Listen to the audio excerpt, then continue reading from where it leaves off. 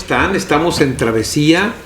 La semana pasada estuvimos comentando con el maestro Pedro Luna sobre las condiciones que dieron origen a la fundación del estado de Nayarit.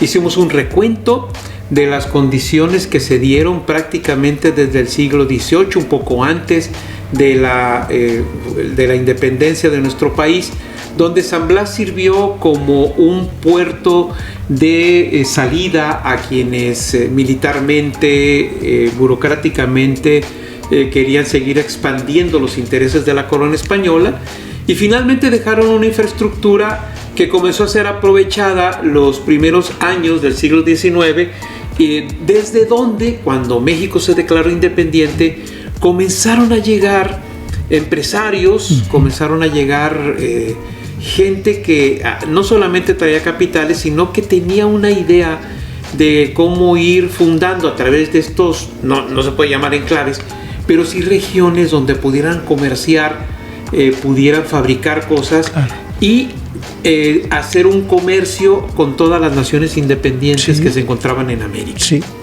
Entonces, a eso llegamos, a que esta oligarquía se puede llamar, o esta clase empresarial, donde estaban los Barron y Forbes, Estacio Barron, William Forbes, donde estaba José María Castaños, y donde ellos mismos trajeron también a una serie de personajes que fueron sus empleados, fueron sus técnicos, que luego también dieron lugar a una nueva clase empresarial que luego se convirtió como en una oligarquía regional.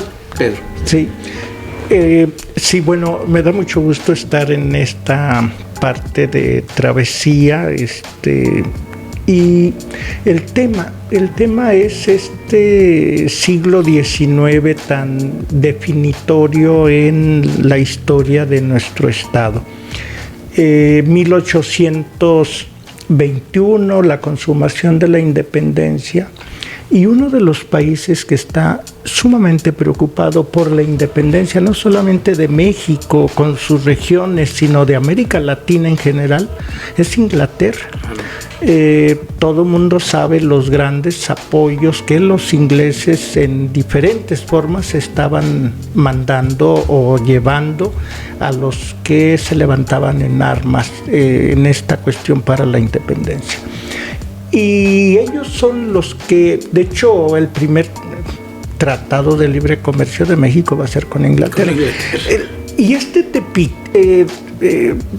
por este vínculo con San Blas, etcétera, que tanto le ha beneficiado, se va a convertir en una ciudad receptora de una importante cantidad de personas de diferentes países que están buscando la posibilidad de vincular la comarca con su riqueza minera, agrícola, etcétera, de vincularla con la economía mundial. De hecho, ellos están jugando ese papel y creo que es muy relevante. Y en este caso, por ejemplo, hay aspectos, tú mencionabas hace un momento de esta cuestión de fábricas textiles, ingenios azucareros, y un personaje central era don Eustaquio Barron. Y este señor Eustaquio Barron, sus intereses en Tepic, pero sus intereses en el occidente de México. Y luego te vas a ver la actividad minera en la Alta California, y Eustaquio Barron es dueño de minas de mercurio. Es decir, este Tepic se convierte en una localidad receptora de un conjunto de familias, dijera Mario Contreras, que van a hacer de la localidad algo de lo más cosmopolita que ha existido en la historia de Nayarit. Claro, solo hay que imaginarse. Sí, a eso le pudiéramos agregar lo siguiente. Este Tepic, que se convierte desde 1845 en adelante hasta 1870 en lugar de paso de todo un conjunto de familias neoyorquinas que desde el Atlántico están circulando por México para irse a el puerto de San Francisco, donde está la fiebre del oro, y por Tepic están pasando. Es que era mucho más fácil trasladarse por México que por todo el territorio norteamericano. Porque el ferrocarril fue hasta 1870, el ferrocarril de San Francisco a Nueva York. Así es. Y la diligencia ya había desde 1850 y tantos, pero no la usaban mucho. Les tenían miedo así a los pueblos. A los pueblos originarios. A los pueblos originarios, sobre todo, eran muy temerosos. Bueno, y en este ambiente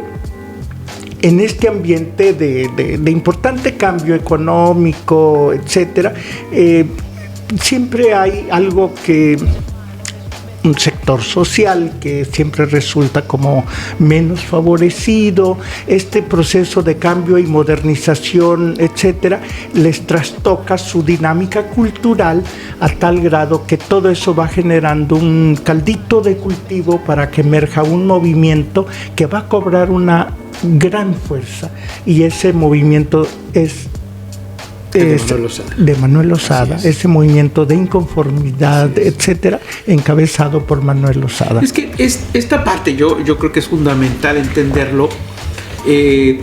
Todo el proyecto liberal después de las leyes de reforma en 1857 generó también las condiciones de la desamortización de bienes de las comunidades, no solo de los bienes eclesiásticos. Y entonces la dinámica empresarial, más la dinámica legislativa que permitía que empresarios pudieran reclamar tierras que consideraban ociosas, entre ellas las de las comunidades, generó múltiples conflictos agrarios, entre ellos el conflicto de la hacienda de Mojarra con el pueblo de San Luis, que era donde vivía Manuel Lozada. Puga con Atonalisco, Mora con San Luis también. Entonces se generan esas condiciones y cualquier cosa puede ser un detonante. Tequepexpan con Tetitlán. Así es.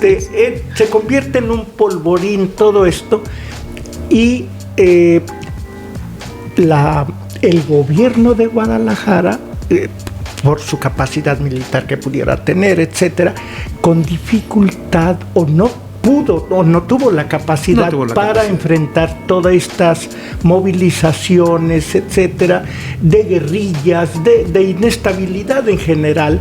Y entonces el gobierno federal, que también como que quería vengarse un poquito por ahí de sus amigos de Guadalajara, el gobierno federal dijo: ¿saben qué? A partir de este entorno de inestabilidad, de este entorno de conflicto, el séptimo cantón del estado de Jalisco decretamos que se transforme en un distrito militar. Y va a estar con esta categoría, etcétera, mientras subsista ese ambiente de inestabilidad. 1867. Inclusive, hasta le pone uno la fecha, 7 de agosto de 1867. ¿Qué pasaba en ese momento? En 1866, Manuel Lozada tenía una gran fuerza. Tenía un ejército movilizado, había salido de la intervención francesa fortalecido. Los pueblos indígenas de prácticamente toda la sierra de Nayarit lo apoyaban, y tuvo, después de la muerte de Benito Juárez en 1872, la osadía en términos militares de decir: vamos a tomar Guadalajara.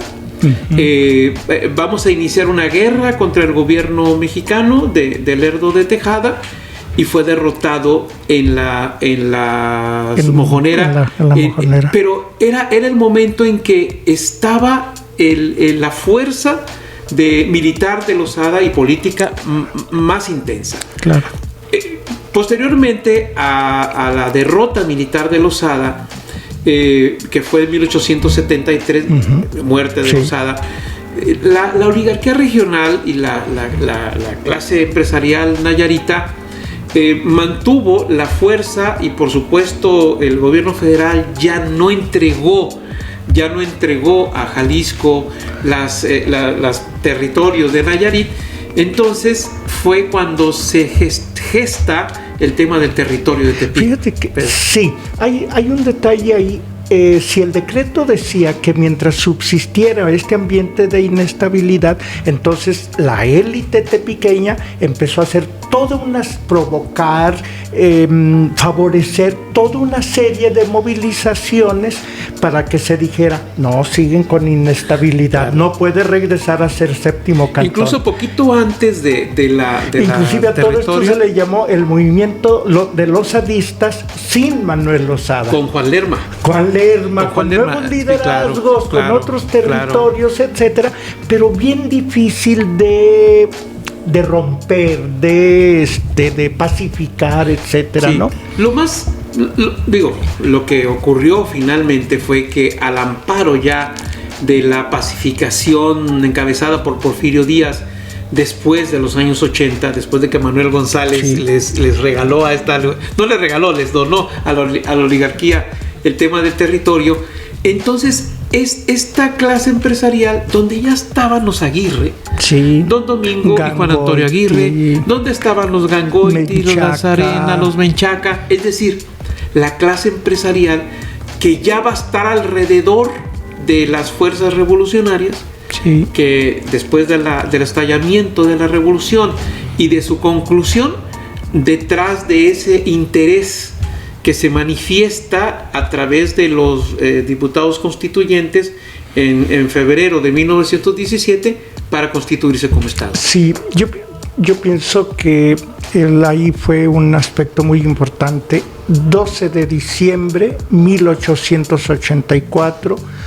a escasos días de que Manuel González deje la presidencia de la República para que regrese nuevamente a Porfirio Díaz, se emite el decreto por el cual el distrito militar transitaba territorio federal. Y a partir de ese momento, los de Jalisco, los tapatíos, pierden toda posibilidad que esta región regrese a su seno, etcétera, con su categoría de séptimo cantón.